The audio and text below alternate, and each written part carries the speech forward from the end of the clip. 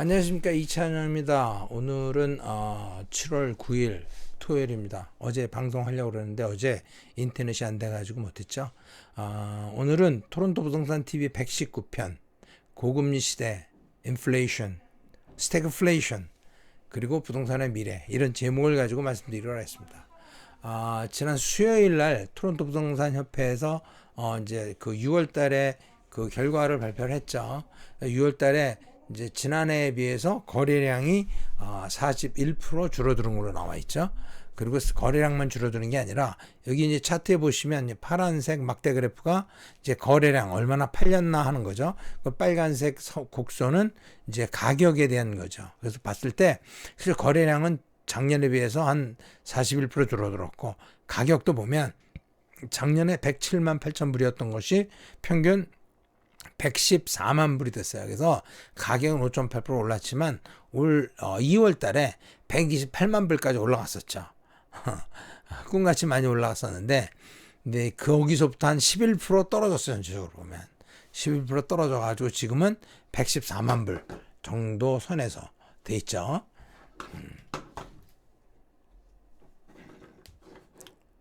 다음에 보면 이거는 이제 콘도예요. 아까는 전체적인 걸 본 거고, 콘도를 봤을 때 이제 이게 빨간 거는 토론토 콘도, 파란 거는 905 콘도. 그다음에 그 분홍색 이 막대는 토론토에서 콘도가 팔린 양이 얼마나 팔렸는지, 이거 하늘색 이거는 905에서 팔린 거래량을 보여주는 거예요. 뭐 여러분 보시다시피 아까 자료와 거의 비슷하다는, 전체적으로 봤을 때 이렇게 산처럼, 뭐 후지산처럼 생겼죠. 그리고 이제 쭉 내려오는데, 여기 이제 이거 마찬가지로 이제 뭐 거의 비슷한 형태를 띠고 있죠. 그래서 거래량으로 보면 전체적으로 한 40% 빠졌고요. 그리고 이제 905나 뭐 토론토나 거의 비슷하게 빠졌는데, 전체적으로 보면 피크에 비해서는 이제 토론토는 6.2% 빠졌고, 그 다음에 905는 8.9% 피크에 비해 빠졌죠. 근데 작년도에 비하면 그래도 905는 13% 올랐고, 토론토는 7.5% 올랐어요. 지금 뭐 그래요. 그래서 전체적인 모양은 비슷하다고 봐요.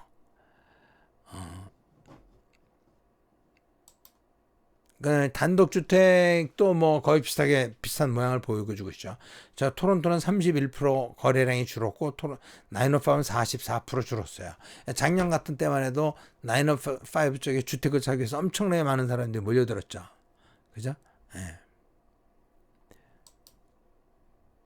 그런데 지금 마켓에서 우리가 봐야 되는 거는 이제 새로운 물건이 얼마나 많이 나오고, 그 다음에 이제 지금 팔리는 거는 어떤가, 이제 그런 상태를 보는 게 굉장히 앞으로의 시장의 흐름에 대해서 우리가 읽어볼 수 있는 어떤 이제 그 증거가 될 수 있는데, 지금 이제 작년 같은 경우에 이제 빨간 라인이 지금 새로운 물건이 팔겠다고 나오는 물건들이에요. 뉴 리스팅. 그 다음에 파란 라인은 솔드 리스팅, 솔드 몇 개가 팔렸느냐. 그죠? 보면 작년 6월 달에 보면 16,191개가 나와가지고 11,050개가 팔렸죠. 그죠? 그렇게 팔렸는데, 지금 이제 이게 물건이 계속 줄어들다가 연말까지, 원래 이제 연말에는 물건이 없어요. 연말에는 뭐 좋은 장이든 나쁜 장이든 물건이 없으니까 물건 내놓는 사람도 없고, 2월, 3월 달에 물건을 많이 내놓잖아요. 근데 이제 2월 달에 따라 올라가다가 3월 달에 벼랑가 푹 주저앉았잖아요. 그죠? 3월 달부터 이제 떨어지기 시작해서 이제 이렇게 돼가고 있는 거죠. 그래서 경기가 이제 3월 달을 기점으로 해서 연말까지 이제 쭉 이렇게 약보합으로 이어져 나갈 것으로 보여요. 그래서 지금 상황으로 보면 이제 이게 보라색은 새로 나온 물건에서 팔린 물건을 빼고 남은 물건의 숫자인데, 뭐 여기서 이거 뺀다 이 숫자가 나오지 않죠. 왜냐면 그 전달에 안 팔린 게 있으니까. 그래서 이제 쭉 해보면 남아있는 물건도 한 지금 팔린 물건이 6월 달에 6,400개 정도 팔렸는데, 남아있는 게 한 16,000개, 2배 반 정도 되잖아요. 그러니까 지금 팔리는 게 남아있는 물건의 40% 정도 된다. 그러면은 테크니컬리 밸런스드 마켓이라고 우리가 얘기를 하는데, 요즘 하도 물건들이 뭐 셀러스 마켓이 올해 갔다 보니까 우리가 바이어스 마켓이 아니냐라고도 얘기할 수 있을 것 같아요. 그래서 지금은 바이어스 마켓이 됐다, 이제 그렇게 보는 거죠. 그리고 이제 어저께 금요일 날 이제 그 스태티스 캐나다에서 발표한 거 보면 지금 그 실업률이 역대 최저라고 그래요. 캐나다에서 4.9%. 뭐 미국은 3.5%뭐 이런데 뭐 4.9% 가지고 뭐 캐나다는 최저다라고 얘기하는 게 좀 웃기긴 하지만 하여튼 캐나다 역사상 최저의 4.9% 레코드다. 그러니까 뭐 이제 실업률이 없다는 얘기는 두 가지로 해석이 되죠. 누구나 잡이 있다. 일하고 싶은 사람은 누구나 잡이 있다. 근데 비즈니스 하는 사람 입장에서는 인건비가 오른다. 사람 구하기가 힘들구나. 두 가지로 생각할 수 있잖아요. 그죠? 그러니까 이제 비즈니스 하는 사람들한테는 굉장히 힘든 시절이 오는 거예요. 금리도 오르고 인플레이션, 원가도 오르는데 인건비도 오르고 사람 구하기도 힘들고 문 닫아야 되는 거죠. 상황이 굉장히 어려운 거예요. 사실은요. 근데 그럼에도 불구하고 실업률은 줄어들었는데 잡도 43,000개가 줄어들었어요. 그 얘기는 뭐냐? 잡이 늘어서 실업률이 줄은 게 아니라 일하겠다는 사람들의 숫자가 줄어드는 거예요. 그래서 실업률이 줄었다는 거예요. 그 얘기는 뭐냐? 코비드 때문에 야 이런 상황에서 나 일하기 싫어. 한 6개월만 놀을래. 1년 놀을래. 일하기 싫은 거죠. 그런 사람들이 많아진 거죠. 아니면 빨리 얼리 리타이어 해버리든지. 그래서 이제 실업률이 줄어들었다. 이렇게 보는 거죠. 그리고 이제 이런 상황에 대해서 여러 이코노미스트들, 은행 사람들 이제 한 얘기 쭉 보면, 야, 캐나다 경기가 너무 좋으니까 다음 주 수요일 날 금리 올리거든요. 다음 주 수요일 날 금리 올릴 때 0.75%씩 팍팍 올려서 연말에 3.25로 가서 인플레이션 잡자. 그런 얘기들을 많이 하고 있어요. 으쌰으쌰 은행 사람들 금리 올리자고 좀 난리예요.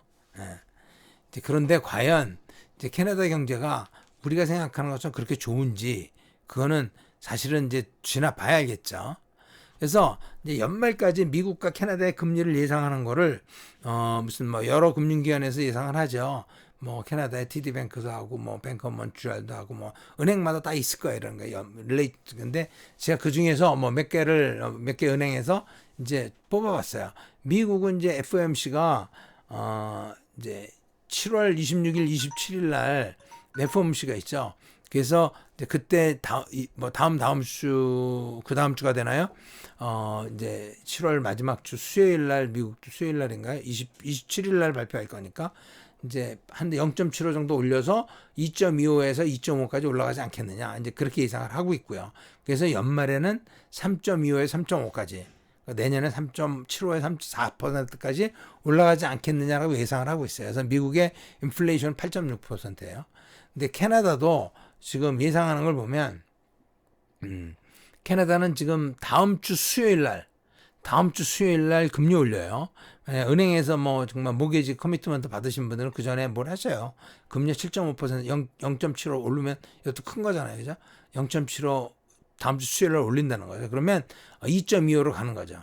그러니까 캐나다가 먼저 가는 거죠. 미국보다 먼저 가고 연말까지 3.25 가겠다. 이게 캐나다의 생각이에요. 그래서 내년도에는 인플레이션을 지금 7.7%인데 2.5%까지 인플레이션을 잡겠다는 게 이제 생각이죠. 이제 뭐 이거는 예상이지 뭐 뱅크 오브 캐나다나 미국에서 뭐 페드에서 발표한 게 아니에요. 예상이 하나는 로이터에서 예상하고 하나는 CME 그룹에서 예상한 거예요. 근데 이제 어틀랜타 페드에서 어떤 얘기를 하고 있냐면 미국이 GDP가 올해 1, 4분기에 마이너스 1.6 마이너스예요. 2, 4분기도 마이너스 2.1이에요. 이거는 테크니컬 데피니션 오브 리세션이나 그러니까 리세션이라는 걸 테크니컬하게 무엇으로 정의하느냐? 그러니까 그러니까 6개월 동안 GDP 그로스가 마이너스면 그게 리세션이다라고 정의를 하는 거예요. 그러니까 지금 그 바로 테크니컬 데피니션 안에 딱 부합된다는 거죠. 그죠? 근데 미국은 지금 리세션이다. 이미 들어와 있다라고 이제 그 페드가 여러 군데 있잖아요. 뭐 센트루이스 페드, 뉴욕 페드, 어틀랜타 페드 뭐 여러 군데 있잖아요. 그중에 어틀랜타 페드가 이런 쪽으로 많이 해요. 페드마다 조금씩 하는 일이 조금씩 다르더라고요, 보니까.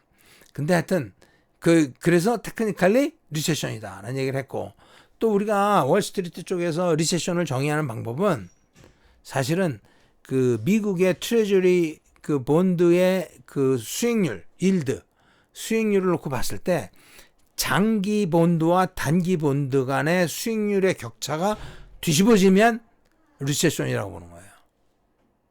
그래서 그 해석하는 얘기가 좀 긴데 그거는 뭐 제가 나중에 기회 되면 말씀드리게 하고, 기본적으로 장단기 금리 차라고 얘기도 하는. 그래서 단기라 그러면 2년이나 3년물과 장기가 10년물의 금리가 10년물이 금리가 더 높아야 되는데 더 낮아요. 3.09, 3.11, 3.15 뭐 이렇잖아요. 그죠? 그래서 이것이 하나의 그 리세션의 시그널이다라고 보는 사람들이 많아요. 그럼에도 불구하고 리세션이 왔을 때 제일 우리가 걱정해야 되는 건, 우리가 아니죠, 페드에서 걱정하는 건 실업률이에요. 근데 뭐 리세션이고 뭐 어쩌고저쩌고 나발이고 안에 지금 실업률이 좋으니까 낮에 좀 고용률이 높으니까 돈 금리 올린다는 거죠. 일단 그러니까 인플레이션과 실업률 양쪽을 놓고 금리를 올릴 것인가 내릴 것인가를 결정하는 게 페드예요. 근데 지금 실업률이 굉장히 낮은 편이니까 뭐 어떤 사인이 오든 간에 일단 인플레이션부터 잡는다는 거죠. 그래서 이제 금리를 올린다는 거죠. 그런 상황이죠. 근데 이제 우리가 이런 사인은 우리가 충분히 인지하고 넘어가야 된다는 거죠. 그래서 지금 보면 그 미국의 그 상황을 보면, 지난 이제 보통 OECD 국가들은 대충 GDP 그로스를 2%에서 3%예요. 그게 정상이라고 보는데 2018년, 19년도 뭐 그 선상에서 3%, 1.9%, 2.4% 이렇게 쭉 오다가 벼랑한 코비드가 오면서 마이너스 5.1, 마이너스 31. 그러니까 1, 4분기, 2, 4분기 이렇게 망했잖아요. 6월까지.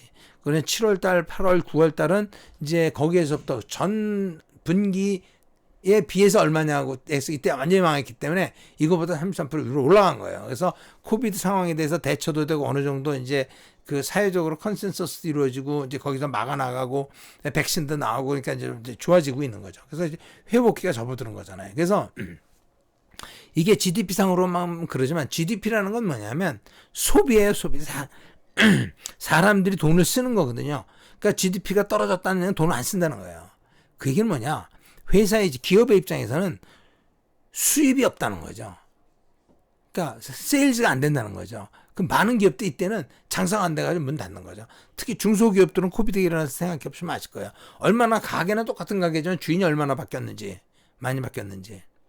망해서 나가고 다른 사람이 들어온 거예요. 똑같은 가게 문을 열고 있어도. 그런 기업들이 얼마나 많겠어요. 그죠? 그래도 거기서 이제 그 회복기에 접어서 살아나가서 올라가려고 그러는데 이때 어떤 문제가 일어나느냐. 인플레이션에 의해서 물가가 오르고 금리가 오르고 그 다음에 사람이 구하기 힘든 거예요. 회복기에서. 그런 상황에서 이제 금리를 올리는 거죠. 그러면 이 회사들은 지금 코비드를 벗어나서 중환자실에서 일반 병동으로 왔다가 다시 중환자실로 가는 거죠. 그죠? 그게 바로 리세션이에요. 리세션은 우리한테 어떤 의미가 있느냐? 리세션 뭐 그래서 어쩌라고. 리세션이라는 건 대부분의 사람들한테서 내 인컴이 감소하거나 인컴이 없어지는, 잡이 없어지는 걸 얘기해요. 리세션은. 인플레이션은 뭐냐? 내가 사고 싶어하는 물건의 가격이 오르는 걸 얘기하는 거예요. 그 이 두 개를 합치면 어떻게 되느냐? 내 인컴은 줄어드는데 물건값은 올라. 어쩌란 말이야 그러면. 그렇게 양쪽으로 어려운 걸 우리가 그냥 리세션이라고 안 그러고 스태그플레이션이라고 그래요. 스태그플레이션. 그래서 제가 우리는 스태그플레이션의 초기 단계에 접어들었다라고 얘기하는 거예요. 미국 얘기예요. 미국 얘기. 미국은 지금 이게 테크니컬리 리세션에다가 인플레이션이면 그냥 테크니컬리 스태그플레이션이에요. 뭐 이런저런 얘기할 게 없어요. 이게 바로 technical definition of stagflation. 그런 얘기죠. 그 상황에서 이제 고금리가 된 거죠. 인플레이션 잡아야 되니까. 뭐 어틀란타 페드가 이제 뭐 리세션이다라는 얘기 한 거고요. 그럼 카나다는 어떠냐? 카나다는 지금 사실 보면 1, 4분기에 마이너스가 아니라 플러스예요. 그 코비드 때 마찬가지, 미국과 마찬가지로 이제 어려움을 겪고 올라와서 지금 아까 말한 중환자실에서 일반 병동으로 옮겨왔는데 일반 병동에 있어요. 지금 아직이요. 카나다는요. 왜 이제 1분기, 2, 4분기, 2, 4분기 괜찮으냐? 2, 4분기도 이제 플러스라고 그래요. 왜 좋냐? 미국은 석유를 지금 에너지가 없어서 가스값이 엄청나게 올라가고 석유를 수입해야 되는 나라예요. 지금 현재. 미국이 에너지 수출국에서 에너지 수입국으로 바뀐 거죠. 2년 만에.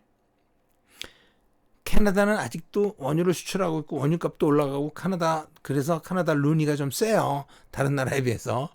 요즘 좀 폼 잡고 있는 거죠. 캐나다.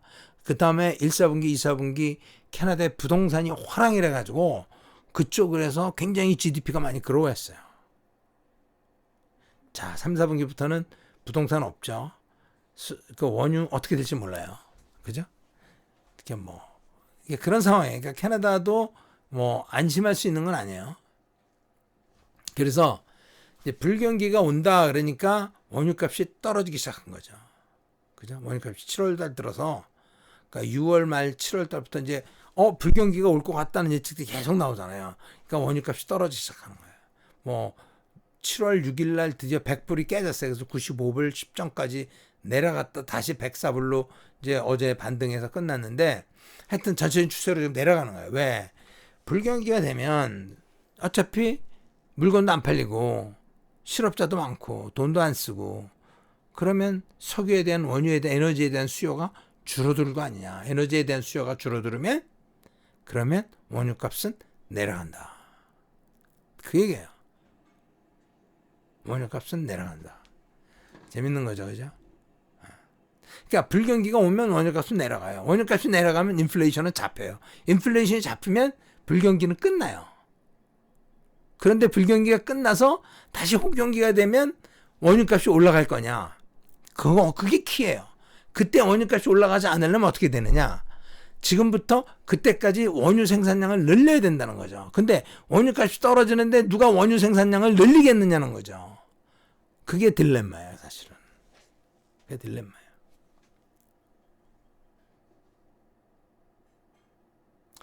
그리고 요즘 들어서 미국과 중국에 이게 하는 거 보면 어느 나라가 어느 나라인지 잘 구분이 안 되는데, 이거는 부동산과 관계가 별로 없을지 모르겠는데, 미국과 중국의 경제 기조의 차이를 좀 제가 한번 정리했어요. 미국은 자유시장 경제고 중국은 사회주의 경제잖아요. 저는 친중이 아니에요. 저는 반중 반공이에요. 뼛속까지. 근데 하여튼 경제 한번 비교해보자. 미국은 지금 미국의 바이든 정부의 가장 중요한 가치는 뭐냐면 기후변화, ESG. ESG는 Environment, Social, Governance라는 거예요. 이거 얘기 복잡한데 풀었으면, 그러니까 기후, 그러니까 석유 산업 때려잡고, 소셜, 인종 문제 해결하고, 거버넌스, 그것도 마찬가지예요. 그러니까 인종과 젠더 문제, 그 두 가지예요. 그러니까 기후, 인종, 젠더.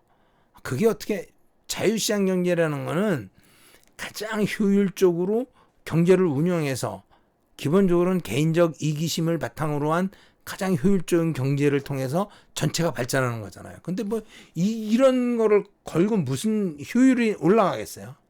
그죠?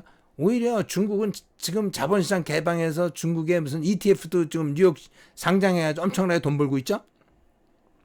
그 다음에 공급을 늘려줘서 경제의 규모를 키우는 게 아니라 수요를 억제하는 정책을 쓰고 있잖아요, 지금요.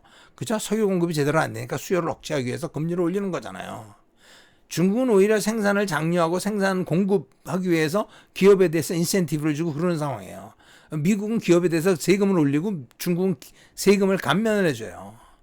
금리 인상하고 통화를 긴축해서 증시를 폭락시키는 반면 중국은 금리를 인하하고 경기를 부양하고 돈을 찍어내고 아직도 증시를 상승시키고 있어요. 그 결과 이렇게 하면 망할 것 같지만 그렇지 않고, 인플레이션이 미국은 8.6%, 중국은 2.1%밖에 안 돼요. 지난 2, 4분기 미국의 경제 성장은 마이너스 2.1%, 중국은 플러스 4.3%예요. 지금 미국의 GDP가 21조 달러지만 중국은 15조 달러죠. 한 70% 정도 되나요? 그죠? 그러니까 한 70% 되는데, 이런 식으로 계속 경제 성장하면 15년, 20년이면 추월되죠. 2040년이면 중국이 미국을 추월할 가능성이 있어요. 답답한 상황이에요. 답답한 상황.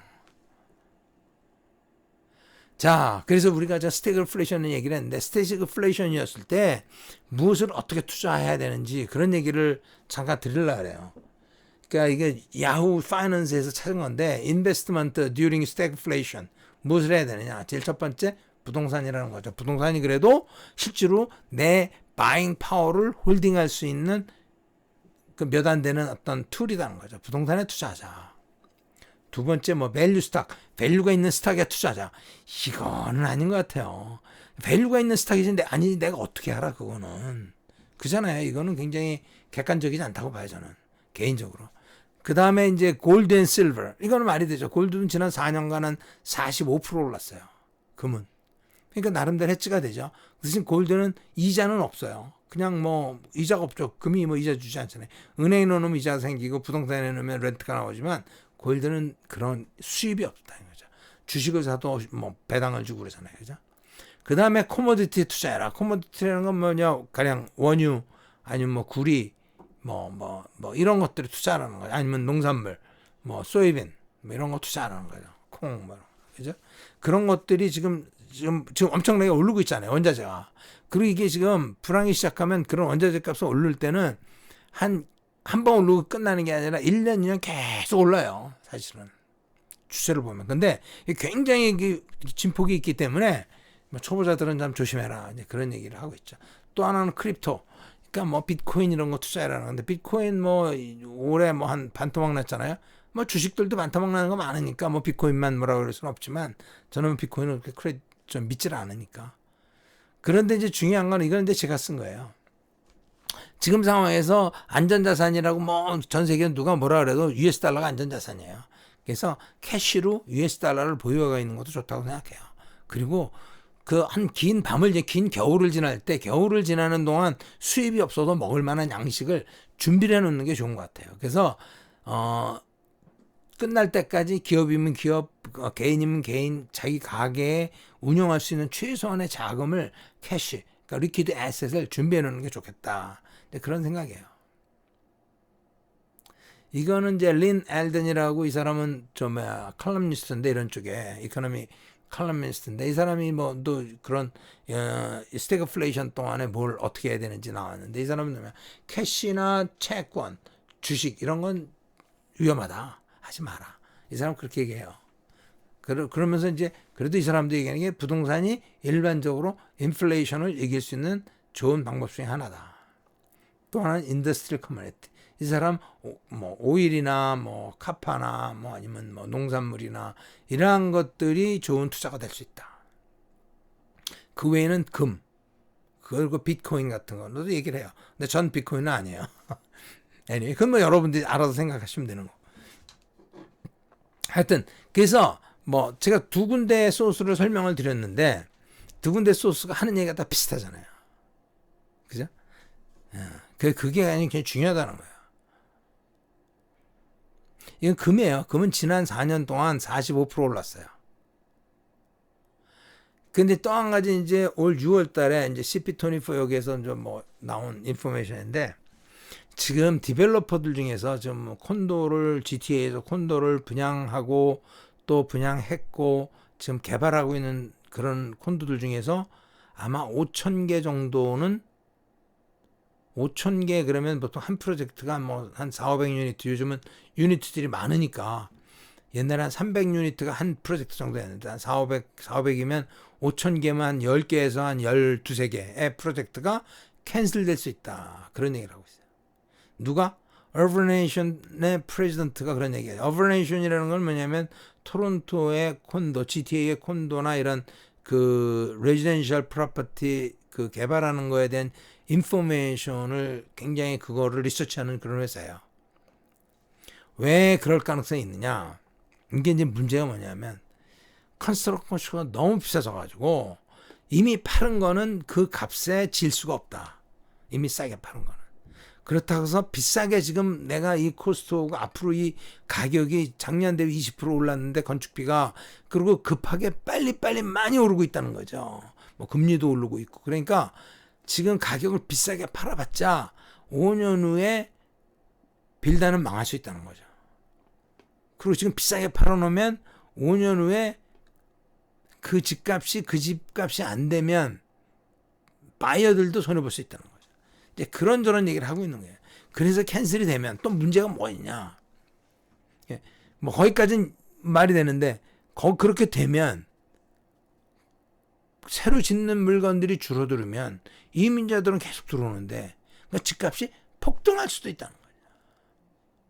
그죠? 그래도 폭등하게 되면 비싸게 산 사람도 뭐 손해는 안 보겠죠. 그죠? 그렇지만 지금 이 순간에, 저도 지난번에 얘기했지만, 비싸게 파는 걸 지금 그거 살 필요가 뭐하냐. 지금 있는 거 사면 더 많이 벌 텐데. 그죠? 그런 얘기예요.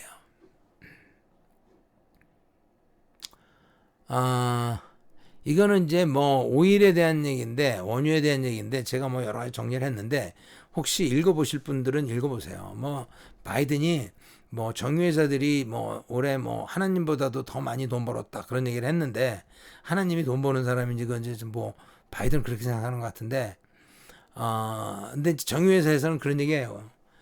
지난 몇 년 동안 계속 굶다가 쫄쫄 굶다가 이제 와서 겨우 지금 돈 수입이 남기 시작했다. 이제 그런 얘기를 하고 있어요. 왜냐하면 지난 코비드 때 이제 그 사람들이 차를 안 타고 다니니까 가스값이 내려가고, 그 다음에 가스를 만드는 정유 공장이 많이 문을 닫았어요. 많이 문을 닫아가지고 정유 공장의 캐패시티 자체가 줄어들었어요. 미국 전체. 그런 상황이에요. 그러다가 이제 이렇게 코비드가 풀리면서 사람들이 다니기 시작하면서 가솔린의 수요가 모자라서 모든 공장이 평균 95%의 가동률로 돌린다 그래요. 그러니까 계속 자나깨나 계속 돌리는 거죠. 위험하대 그렇게 돌리면. 근데 그렇게 돌리고 있대요. 근데 거기다 대고 지금 이제 인플레이션이 바이든 너 때문이다라고 모든 사람이 손가락질하니까 바이든이 그 손가락질을 돌릴 때를 찾고 있다가 석유회사를 돌리는 거예요. 너희들 때문이다 라고 얘기하니까 석유회사가 난 아니야, 이제 그런 상황이에요. 근데 미국이 지금 2년 내에 3년 내에 에너지 출국에서 하루에 300만 배럴의 에너지를 수입해야 되는 그런 나라로 전락을 했어요. 그래서 뉴욕 포스트 같은 데는 바이든이 인플레이션에 대한 책임이다라고 얘기를 하고 있어요. 바이든이 석유 그 인더스트리에 대해서 얼마나 나쁜 짓을 많이 했는지 쭉 나와 있는데, 취임하는 첫날 그 캐나다에서 미국으로 가는 키스톤 파이프 캔슬했잖아요. 그죠? 그리고 뭐 미국 정부 땅에서 시추하거나 생산하는 오일, 가스 다 취소시켰죠. 뭐 그래서 그리고 또 뭐 그 작년 9월 달은 그런 얘기 했잖아요. 미국에서 오일이나 가스를 생산하지 않고 점점 생산 안 하고 다 수입해서 쓰겠다. 그런 얘기까지 했어요. 그러니까 그래 놓고서 이제 올 3월 달에는 뭐냐면 우리는 석유회사, 정유회사들을 적극적으로 지원한다라고 얘기를 했어요. 석유 생산 더 해라는 거죠. 그러니까 그 석유 인더스트리는 의심하고 있죠. 믿지 않고 있는 거죠. 그래서 미국의 정유 시설의 캐패시티가 2년 연속 줄어들고 있다는 얘기가 이제 6월 21일 로이터에서 보도했어요. 그러니까 뭐 한 2주 됐죠. 그죠? 그러니까 이제 미국의 가스값은 당분간 대책이 없다. 그런 얘기예요. 이제 미국의 민주당이나 뭐 이런 애들이 좌파들 얘기하는 게 항상 그 기후변화 얘기하는데, 이거는 지구의 역사 45년인데 최근 5억 년간, 최근 5억 년이 최근인가요? 최근 5억 년간의 지구 온도 변화에 대한 걸 이렇게 쭉 차트를 제가 구해서 찾아봤어요. 그 인류의 역사는 크로마뇽인 뭐 그때 아프리카에서 넘어온 그때부터 따져도 20만 년이야. 20만 년. 요거 빨간 점 여기 있죠? 요거보다도 짧아요. 여기 신생대, 중생대, 고생대. 그동안 지구의 온도는 이렇게 막 변해요. 약 10도에서 30도 사이를 계속 지구의 평균은 변하고 있어요. 뭐 우리가 뭘 하든 뭐 고생대, 중생대에서 누가 방구를 끼든 뭘 하든 뭐 그게 아니라 지구는 도도히 지구만의 자기 나름대로의 타임테이블이 있는 거예요. 그걸 우리가 무슨 뭐를 어떻게 하면 뭐 줄어들고 다 이게 인간들의 오만이에요. 그리고 기후변화라는 거는 저는 사이언티픽 이슈가 아니라 폴리티컬 이슈라고 저는 생각해요. 전 믿질 않아요. anyway, 그래서 오일이 지금 이제 그 불경기가 온다 그래서 내려갔잖아요. 이렇게. 그래서 95불까지 내려갔죠. 일부는 이제 뭐 시티뱅크에서는 60불까지 내려갈 수 있다. 이제 그런 얘기도 해요. 그냥 불경기가 오면 석유 수요가 줄어들고 그럼 60불까지 내려간다. 60불까지 내려가면 그러면 이제 경기가 이제 뭐 인플레이션이 안 일어날 거 아니에요. 그죠? 그냥 원유가 60불이었을 때 이 물건을 가령 100불에 만들었는데 원유가 100불이 돼가지고 이 물건이 150불이 됐어. 그럼 원유가 그러면 그냥 100불에서 계속 그대로 스테이하고 있으면 그냥 이거 계속 150불인 거지. 그럼 인플레이션이라는 건 전년 대비니까 올해 여기 150불이니까 내년 이맘때도 이거 슬 150불일 거 아니에요. 그럼 인플레이션 얼마냐? 제로예요. 물건값이 내려가는 건 아니니까 어차피. 근데 원유값이 60불로 내려간다. 그럼 물건값이 일부 뭐 한번 올라간 게 내려가게 하겠어요? 그렇지만 조금 내려가거나 안정되겠죠. 그래서 원유값이 안정이 되면 인플레이션은 eventually 잡힌다. 이제 그런 얘기예요. 그래서 뭐 다 잡힐 거니까. 그래서 저희 썸마리는 뭐냐면 지금 스태그플레이션이 우리는 왔다 하죠. 왔다. 스태그플레이션이 온 거죠. 그리고 이 스태그플레이션에서 벗어나는 데에 가장 핵심이 되는 거는 뭐냐? 에너지 서플라이다 이거죠. 스태그플레이션 원유값이 내려갔는데 경기가 살아나면서 다시 원유 수요가 늘어났을 때 원유값이 또 올릴 거냐는 거죠. 그때 오르지 않으려면 충분히 공급을 할 수 있어야 된다는 거죠. 캐패시티를 늘려놔야 된다는 거죠. 근데 지금부터 캐패시티를 늘려놓지 않으면 그때 가서 다시 인플레이션이 일어난다. 그런 얘기예요. 그래서 제가 보는 걸로는 뭐 내년 하반기 되면 이렇게 금리 올리다가 내년 되면 금리 다시 내릴 거라고 저는 생각해요. 내년 하반기에. 경기는 그 다음에 내후년 되면 경기 회복될 거라고 보고, 이 뭐 경기 회복된 건 페드에서 똑같이 그렇게 생각하고 있어요. 그런데 문제는 뭐냐면 지금 금리가 오르고 그다음 인플레이션이 되고 그리고 모든 빌딩 코스트가 오르고 한 것들의 영향이, 보통 금리를 올리면 보통 뭐 빠르면 6개월 아니면 1년 이후가 지나야 그 효과가 있다고 얘기하거든요. 지금 상황에 그 부동산 경기에서 이제 그 공급을 축소하고 금리 오르고 원가 오르는 것들이 실제적인 그 효과는 부동산은 2년에서 3년에 일어난다고 좀 봐요. 그래서 최소한 한 3년, 4년이 지나고 나면 요번에 지금 아까 말한 5천 개 정도 캔슬한다든가 아니면 원가 상승으로 인해서 뭐 여러 가지 질 수 없는 상황, 그래서 공급이 부족해지면 그 3, 4년 후에는 그것이 시장에서 어떤 원가 상승과 공급 부족으로 인해서 가격의 폭등이 일어날 거다라고 보는 거예요. 그래서 어떻게 보면 지금 스태그플레이션 상황에서 우리가 가장 많은 사람들이 추천하는 것이 부동산이고, 그 부동산이 토론토 같은 경우에 지금 여러 가지 상황으로 봤을 때 3, 4년, 5, 6년 후에 엄청나게 올라갈 수 있는 가치가 올라갈 수 있는 그런 찬스가 있다는 거를 여러분들께 말씀드리고 싶은 거예요. 그러니까 뭐 지금이 떨어질 때는 끝없이 떨어질 것 같고 올라갈 때는 끝없이 올라갈 것 같지만 지금이 내가 뭐 올해 안에 지금 할 수 있는 여력이 있는 사람들은 투자하는 게 굉장히 정말 좋은 기회라고 봐요. 그러나 겨울을 지낼 충분한 자금은 따로 남겨놓으셔야 되겠죠. 그래서 월스트리트 저널에서 하는 얘기인데 뭐냐면, 그 현명한 투자자들은 이러한 베어마켓에서 내가 예상할 수 없는 거를 예상하려고 노력하지 않고 내가 할 수 있는 거를 한다. 나한테 얘기하는 것 같은데, 내가 할 수 있는 일인 게 뭐냐? 결국 뭐냐면 우리 기업에, 우리 비즈니스에, 우리 가게에 쓰는 돈, 지출은 내가 컨트롤할 수 있잖아요. 인컴은 내가 컨트롤할 수 없지만, 그죠? 내가 지출을 컨트롤해서 겨울을 나기에 편안하게 준비를 한다. 그런 얘기를 월스트리트 저널에서 나오더라고요.